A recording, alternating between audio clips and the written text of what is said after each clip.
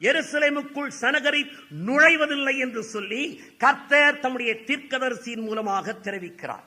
தீர்க்கதரிசனம் இவ்வாறு சொல்லுகிறது. சரித்திரம் சனகரிப் எருசலேமை முற்றுகையிட்டான் என்று தெரிவிக்கிறது. ஆனால் நடந்தது என்ன? அப்படியே எருசலேம் சனகரிப்பினால் கைப்பற்றப்படவில்லை. சனகரிப் எருசலேமை தாக்கவில்லை, அவன் திரும்பி சென்று விட்டான். காரணம் என்ன?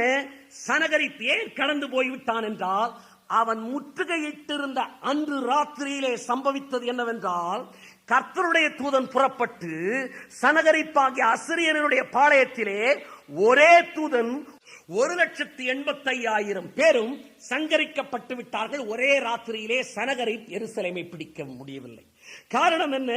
தேவன் உரைத்தார், இந்த சனகரிப் எருசலேமுக்குள் நுழைவதில்லை என்று சொல்லி. ஏசாயா சொன்னான் நுழைவதில்லை என்று. கல்வெட்டு சொல்லுகிறது எருசலேமுக்குள் சனகரிப் நுழையவில்லை என்று சொல்லி. ஒரே இரவிலே 1,85,000 பேர் சங்கரிக்கப்பட்டார்களே, இதற்கு ஆதாரம் உண்டா? கேட்கிறவர்களுக்கு பதில். சமீபத்திலே லாகிஸ் நகரத்திலே ஸ்டார்கே என்ற ஆராய்ச்சியாளர் ஆராய்ச்சி செய்தார். ஒரு மாபெரும் கல்லறையை கண்டுபிடித்தார்கள்.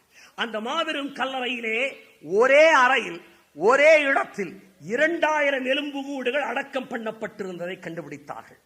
ஆராய்ச்சியாளர்கள் ஆராய்ச்சி செய்த போது இது செனகரிப்பின் காலத்தைச் சேர்ந்த செனகரிப்பினுடைய ராணுவ வீரர்களுடைய கல்லறை என்பதை கண்டுபிடித்திருக்கிறார்கள். அது மாத்திரமல்ல, இந்த 2000 எலும்புக்கூடுகளும் அவசரமாக அடக்கம் பண்ணப்பட்டிருக்கின்றன என்பதை கவனித்தார்கள். காரணம் என்ன, ஏன் என்று அவர்கள் வியந்த போது பரிசுத்த வேதாகமம் பதிலளிக்கிறது. அன்று ராத்திரியிலே 1,85,000 பேரை தேவதூதன் சங்கரித்தான் என்று சொல்லி புதைபொருள் ஆராய்ச்சி இன்றைக்கு பதில் கொடுத்து விட்டது. ஆராய்ச்சியாளர்கள் தகவல் தெரிவித்திருக்கிறார்கள். இந்த 1,85,000 பேரும் சனகரிப்பின் ராணுவ வீரர்களாய் மரித்தவர்களாய் இருக்கலாம். அதனால்தான் இவர்களை அவசரமாக புதைத்து விட்டு சென்றிருக்கிறார். 1,85,000 பேர் செத்தால் மெதுவாகவா புதைப்பார்கள்?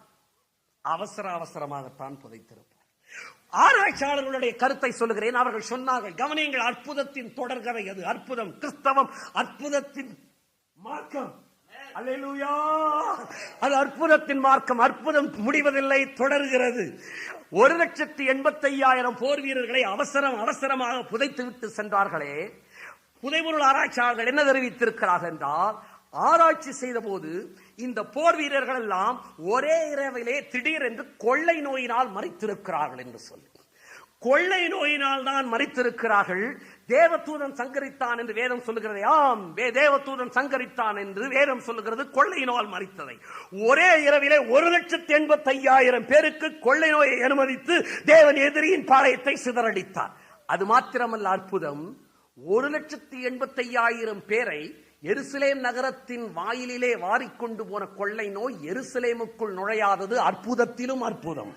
அல்லேலூயா, அல்லேலூயா! சனகரிப்பின் சேனையில் 1,85,000 பேர் கொள்ளை நோயினால் வாரிக்கொள்ளப்பட்டது அற்புதம். 1,85,000 பேரை வாரிக்கொண்ட கொள்ளை நோய் எருசலேமுக்குள் நுழையாதது அற்புதத்திலும் அற்புதம். என்னுடைய தேவனுடைய அற்புதங்களின் தொடர்ச்சி, தொடர்கதைதான். இஸ்ரவேல் புத்திரருக்கு செங்கடல் பிரிந்தது அற்புதம். அதே செங்கடல் எகிப்தியரை அழித்து போட்டது அற்புதத்தில் அற்புதம். எத்தனை சாட்சிகள் தேவை? அளிக்க முடியும். சரித்திர பூர்வமானது பரிசுத்த வேதாகம். சனகரிப் எருசலேமை கைப்பற்றவில்லை என்பதை வேதவசனம் தெளிவாக முன்னறிவித்து விட்டது. சரித்திரத்தின்படியே புதைபொருள் ஆராய்ச்சி பதில் கொடுத்து விட்டது.